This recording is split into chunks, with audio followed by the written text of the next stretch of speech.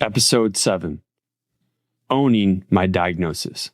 When the news hit in 2025 that my cancer was progressing again, I felt like the world was closing in. How am I supposed to work? How am I supposed to propose to Brooke or start a business or even think about a family? I felt like I was being held back from everything that I wanted to accomplish. I had such high hopes for 2026. I had way too many goals. But I have one rule that works for me. You're allowed to be emotional for exactly 24 hours. So I spent 24 hours feeling every emotion, every fear, and every bit of resentment. Then I woke up the next morning and got to work. You can tell by now, that's just how my brain operates. But to live this iteration of life, I had to have this mentality. I can't let a bad day or bad news dictate my life. For me, there weren't any other options. I got very good at receiving bad news, to the point where I always had this unwavering faith that I would get through this. I've been dealt so many difficult cards, so what's one more? I became desensitized to receiving shitty medical news. I've been doing this so long that almost half my life has been spent in this constant fighting phase. All of this seems normal to me. I don't know any other way of living, and I wouldn't ask for any other life. So I stopped being a victim, and me and Brooke started being researchers.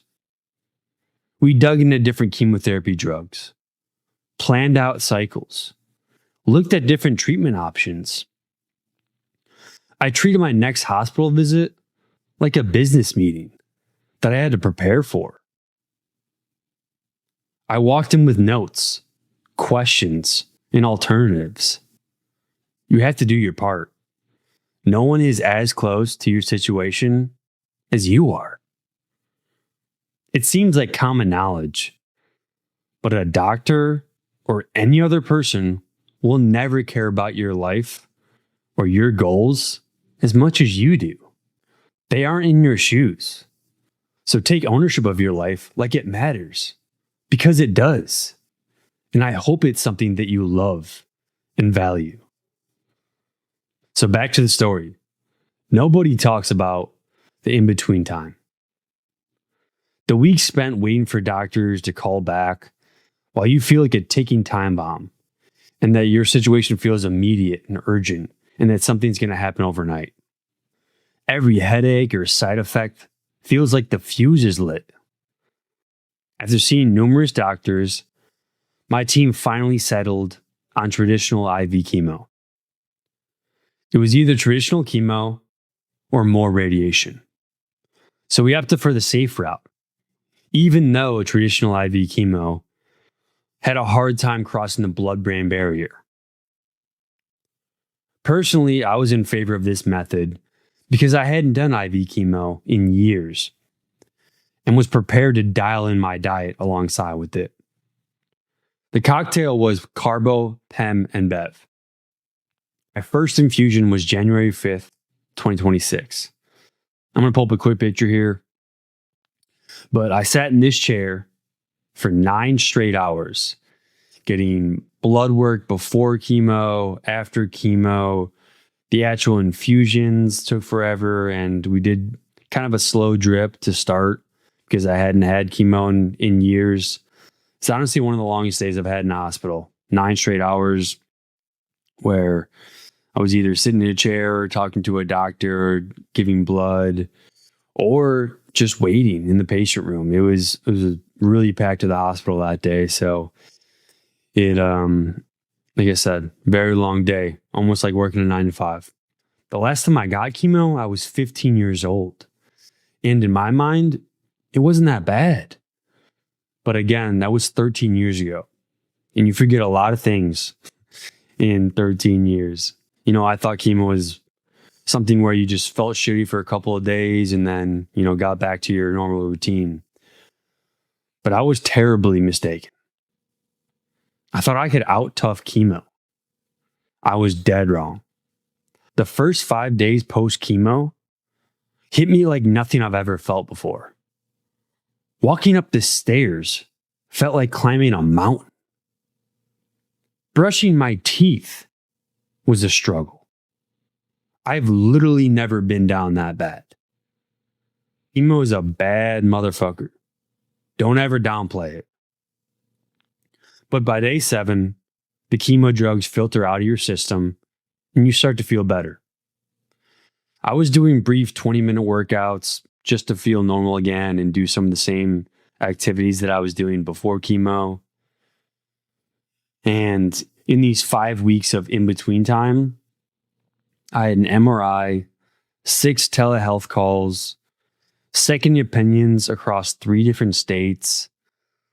That was on top of my 9 to 5, starting a podcast, and launching a new business. I wasn't going to let my diagnosis ruin my year. I was determined to reach my goals in 2026. My team was done messing around.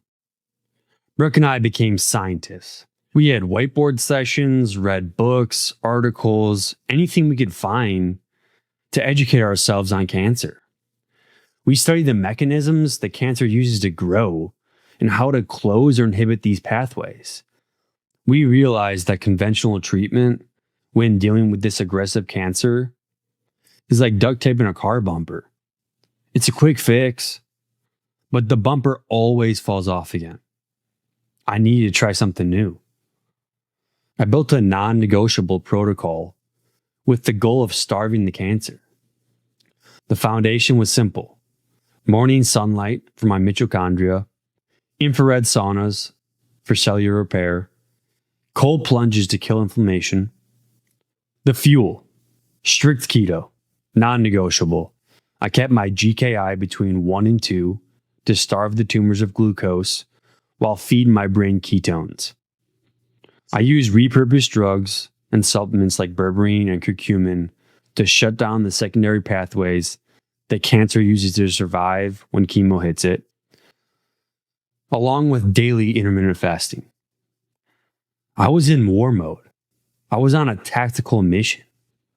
My day started early with cold showers and ended with an infrared sauna session. I want to be able to look myself in the mirror and see that I gave everything that I could, that I tried everything, that I was 100% committed, and not be lying to myself. Around every treatment cycle, I started a 40-hour fast, 24 hours before and 24 hours after. It was just another tool I used to starve it. When you fast, your healthy cells go into hibernation to protect themselves. But cancer cells can't. They just panic and try to divide. You're essentially shielding your body while making the chemo 10 times more toxic to the cancerous cells. And it worked. I didn't lose my hair. I felt way better when I did fast versus when I didn't. But man, the hospitals don't make it easy. You're sitting there at your lowest point, and the infusion centers are filled with cookies, chips, soda, gummy bears, anything you can think of. It's comfort food. I get it.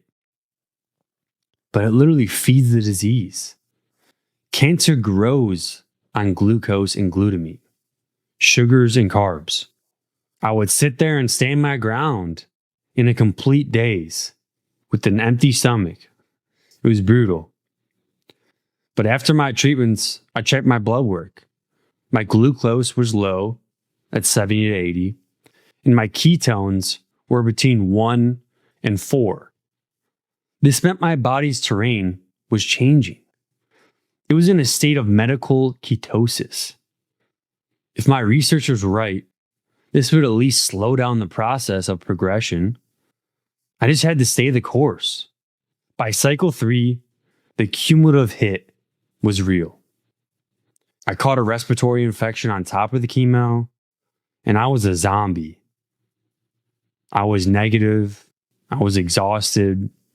I treated the people I loved badly just because I was done. I don't know how Brooke put up with me these last few weeks. I stepped on the scale and I saw 157 pounds. I'm usually around 180. I hadn't been that light since I was 16. This was another time where I had to look in the mirror and realize I'm not Superman. I had to realize this was just a season. Sometimes your physique takes a hit so your life can survive. It was a small price to pay. I had to push through the chemo brain and the bruised veins and all the migraines, and I just kept moving. I kept marketing for my cleaning company. I kept writing for this show. But the first MRI results were finally in. After 2 cycles of chemotherapy, I got this MRI. And those 6 weeks from starting my first chemotherapy have been a long 6 weeks. We went through ice storms, power outages here in Nashville, where we didn't have any power for 12 days. All this weight loss, and just felt like a bus hit me. But I finally received some good news. The results, everything was shrinking. I'm going to pull up an MRI here. But as you can see here, the right scan is before the chemo started, and the left is after 2 cycles of chemotherapy. So as you can see, all the spots are a little bit smaller. The one, topmost enhancement is almost gone. And obviously there's no new lesions, which is good. But it looks like everything seemed to be working, whether it was my diet, supplements, or the chemo, which was probably working. Like I said, it's tough for traditional chemo to cross the blood-brain barrier, and it's not traditionally recognized as working that well in the brain. So we don't really know if they're in the dura or just really like if they're inside or outside the blood-brain barrier. So that's still a question that my neurologist and neurosurgeon have. I mean, good news is good news, right? Like, we're going to take it and we're going to run. But it wasn't a landslide. So after 4 cycles, the carbo finally fell off. And that was the hardest hitting drug of the bunch, which is the least tolerable, where people only do, 4 cycles at a time, kind of adjust and, see what is the best way forward for them. But I mean, I was done with the hardest hitting drugs. I received a few more low dose rounds and received improved to stable results in late April. And I'll pull up those scans too. So again, left is the most recent, right is the scan that I had back in February. And this is, again, looking at a different part of my brain.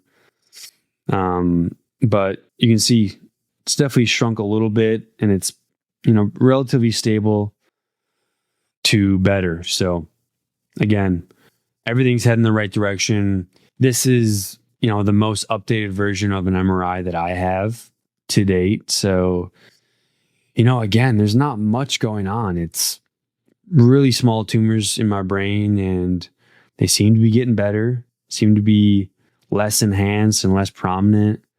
So at this point, stay the course, and, I'm done with these quick fixes and moving more into the long-term survival stage that I wanted to be in all this time. So that's the life that I'm currently living. It's been a ride. But if you're keeping track, that's 3 brain surgeries, 5 different treatments of brain radiation, proton therapy to my lung, over 12 IV chemo infusions, a decade of oral chemotherapy, and 11 seizures. But at the end of the day, God is great. I'm still here, and I'm still me. Next, we're moving into everything that I've learned in my 13 years of surviving. Catch you in the next one.